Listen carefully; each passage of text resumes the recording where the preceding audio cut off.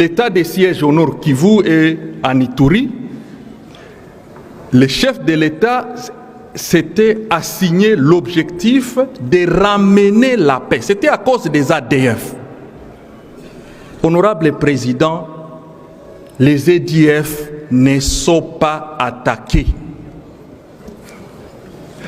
L'opération Oussoudia, l'opération entre les FARDC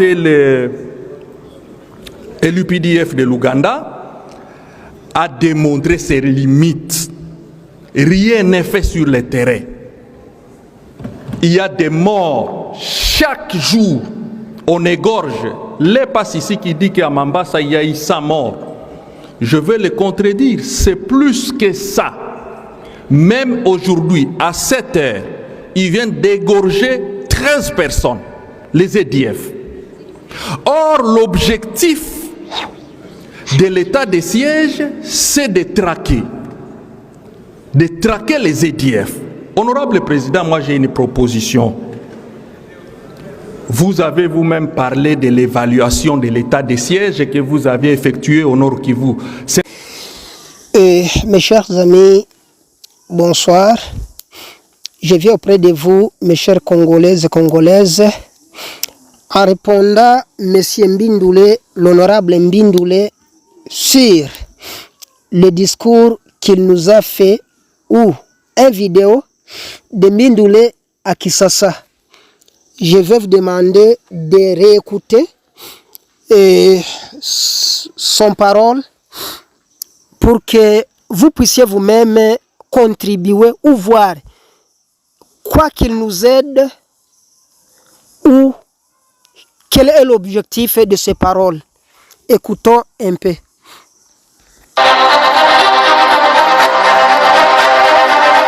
Honorable Mbindoulé, vous avez la parole. Merci, Honorable Président, pour la parole accordée. Honorable Président, chaque jour on nous présente, après 15 jours on nous présente le projet de la loi de prorogation. Nous prorogeons chaque jour l'état de siège. Mais Honorable Président, je viens du Nord Kivu, c'est la catastrophe. Je m'étonne comment le ministre n'a pas soulevé ce qui se passe au Nord Kivu et ce qui se passe dans la province aussi de l'Ituri. À décréter l'état de siège au Nord Kivu et en Ituri, le chef de l'État s'était assigné l'objectif de ramener la paix. C'était à cause des ADF. Honorable Président, les ADF ne sont pas attaqués. L'opération Oussoudia, l'opération entre les FARDC et l'UPDF de l'Ouganda, a démontré ses limites. Rien n'est fait sur le terrain. Il y a des morts chaque jour. On égorge. Les passe ici qui dit qu'à Mambasa, il y a eu 100 morts. Je vais le contredire. C'est plus que ça. Ok, mes chers amis, ce que vous écoutez, c'est Mbindoulé, honorable Mbindoulé à Kinshasa, qui est parti dans l'Assemblée Conseil des ministres, disant que l'objectif de l'état de siège au Nord Kivu et en Ituri, c'était pour ramener la paix. Mais moi je vais dire que c'est du mensonge. C'est du mensonge parce que ce n'est pas l'état de siège qui va nous amener la paix. Ce n'est pas l'état de siège parce que les gouverneurs militaires, s'ils ne parviennent pas, si les gouverneurs au Nord Kivu et en Ituri, les gouverneurs militaires ne parviennent pas à nous amener la paix. Et c'est ce qui était l'objectif de l'état de siège. Alors, auparavant, avant les gouverneurs militaires, il y avait des gouverneurs civils qui n'ont pas parvenu à nous amener la paix. Alors pour le moment, quel gouverneur que nous allons amener? Nous allons prendre alors le charretier, ou bien nous allons prendre, nous allons appeler le Satan, qu'il soit gouverneur au Nord Kivu et à Ituri pour nous amener la paix? Non. Mbindoulé, ce que moi je voudrais lui demander, il devrait parler ces paroles ici à Biakato, ou bien à Makumo, ou bien qu'il soit au Nord Kivu ou en Ituri, où les personnes sont égorgées, qu'il nous aide à participer le deuil ensemble. Mais aller à Kisasa, c'est qu'il quitte Nord Kivu, il part à Kinshasa pour parler, ce qu'il parle, ce n'est pas la vérité. Et l'état de siège, c'était leur objectif. L'objectif de l'état de siège, c'était de nous amener la paix, c'était seulement de tromper la population. C'était du mensonge, mais il y avait un motif, où il y avait un secret pour les gouverneurs militaires, pourquoi ils sont là, mais ce n'est pas pour nous amener la paix. Wana, vraiment, nous pouvons dire que c'est du mensonge. Écoutez. Même aujourd'hui, à 7 heures, ils viennent d'égorger 13 personnes, les EDF. Or, l'objectif de l'état de siège, c'est de traquer les EDF. Honorable. Non, l'objectif de l'état de siège pour traquer les ADF, ce n'est pas l'objectif, parce qu'il y a des opérations qui sont venues avant l'état de siège. Il y avait Amani Leo, il y avait Opération Kimia, il y avait The Last Night of North, il y avait l'opération Sokola, il y a l'opération Shuja. Tout, ce sont des opérations, ce sont des opérations qui étaient passées avant l'état de siège, qui n'ont pas parvenu à nous amener la paix. Si aujourd'hui, Mbindoulé, vous pouvez monter au podium et nous dire que l'état de siège, leur objectif, c'est de nous amener la paix, vraiment c'est du mensonge. Vous trompez nous comme la population, vous nous trompez et c'est du mensonge. Je le répète, c'est du mensonge. Seulement, dites-nous que vous allez appeler le Satan pour vous aider, qu'il soit gouverneur en Ituri, le Satan qu'il soit gouverneur au Nord Kivu. C'est ce que nous allons attendre maintenant. Mais aucun gouverneur que nous avons encore l'espoir qu'il va nous amener la paix. Tu devrais aller au podium, dans l'ensemble, dire, encourager la population de Nord Kivu ou de l'Ituri, leur dire que payer leurs jetons, payer les jetons de l'État islamique, pour que vous puissiez garder vos sangs et vos billets, vos enfants qu'ils puissent étudier.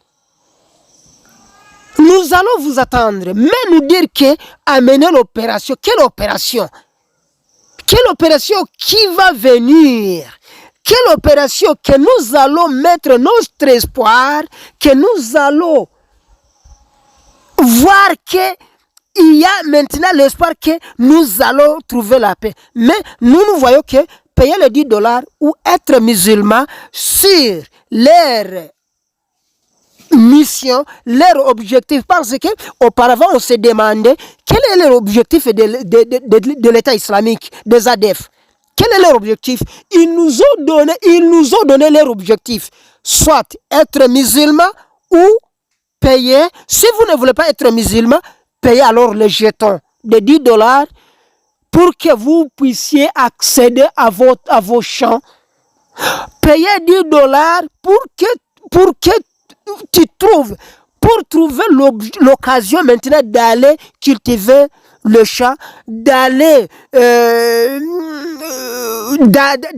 ouvrir l'école, pour que le mouvement, notre mouvement dans nos champs et dans nos activités champêtres, il faut payer seulement $10. C'est ce que nous allons attendre chez Mbindoulé. Mais c'est ce que nous attendions chez Mbindoulé. Mais Mbindoulé nous dire ce que vous nous dites, vraiment, nous disons non et non. C'est faux et archi faux. Honorable Président, moi j'ai une proposition. Vous avez vous-même parlé de l'évaluation de l'état des sièges que vous aviez effectué au Nord Kivu. Ce n'était pas une évaluation. Ça, c'était la visite de la province du Nord Kivu. Vous avez visité Goma, vous aviez visité Bunia.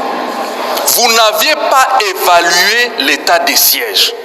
Mais moi, je propose que nous puissions instituer une commission d'enquête mixte, là où nous allons associer l'inspectorat général de FARDC pour essayer non seulement d'évaluer, mais d'inspecter l'opération contre les ADF. Les gouverneurs que vous voyez, qui sont les gouverneurs militaires, sont devenus des rois télé. Il suffit que vous parlez même ici, il va demander au service de renseignement de mener des enquêtes sur vous. Il va vous intimider. Je l'ai vécu avec les députés de l'Ituri, mais aujourd'hui, au Nord Kivu, c'est grave, honorable président. Je ne sais pas si vous avez reçu les lettres et la correspondance du gouverneur qui demande à l'ANER de mener des enquêtes parce que le député a dit que ça ne marche pas. Donc, honorable président, mettons à place une commission parlementaire avec le ministère de la Défense. Nous allons associer l'inspectorat général qui est censé contrôler, évaluer les opérations. Mais sinon, nous serons surpris. C'est juste, si nous voulons faire l'évaluation des opérations, nous allons commencer par les opérations Amani Leo, opération Kimia, The Last Night of North, opération Sokola, opération Shudia. Nous n'allons pas faire l'évaluation de l'état de siège seulement. Faisons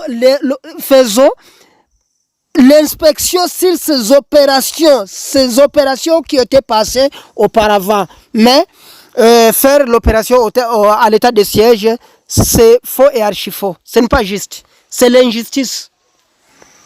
Que les EDF atteignent Kisangani et après Kisangani, ça sera l'Équateur. L'Équateur, c'est les Bandundu et après Bandundu, ça sera Kinshasa.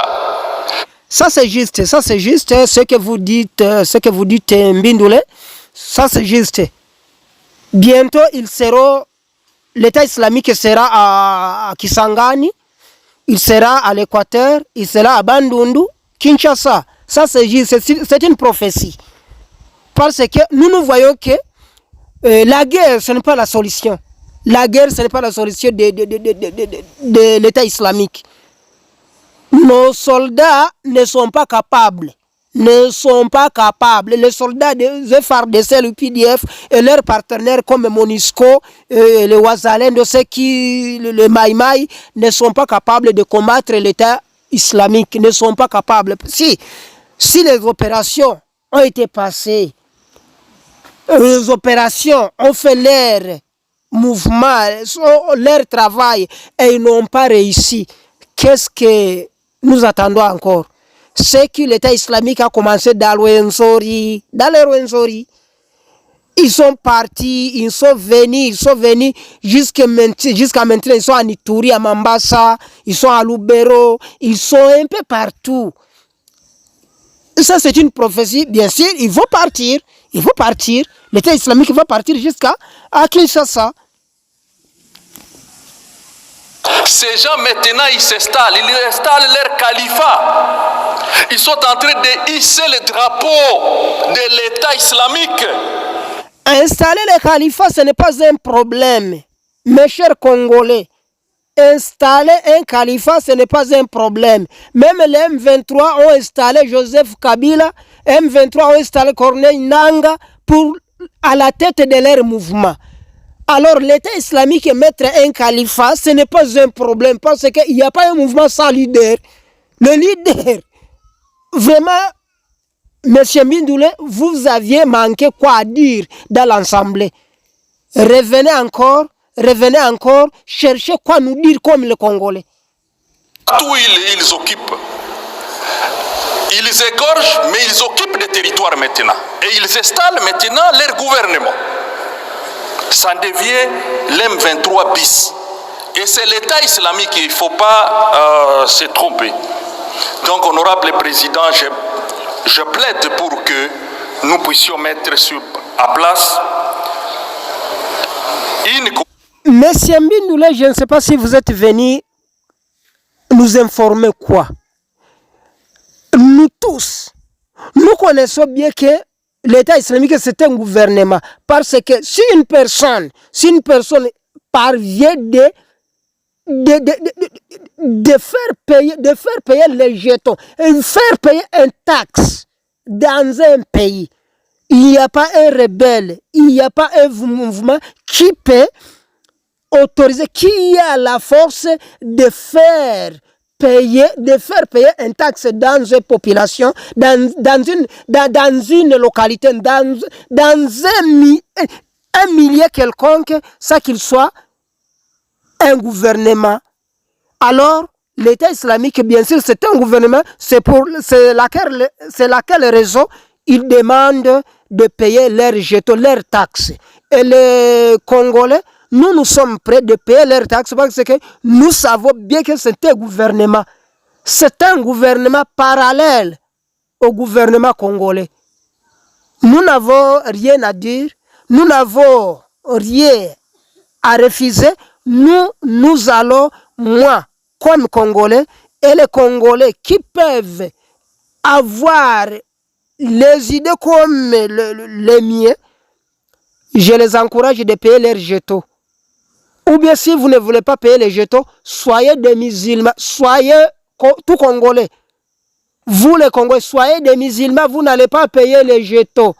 Si vous ne voulez pas payer les jetons, soyez les musulmans. Si vous ne voulez pas être musulmans, payez leurs jetons pour que nous puissions garder nos sangs et nos biens. Je dis et je remercie Mbindoulé à ces paroles.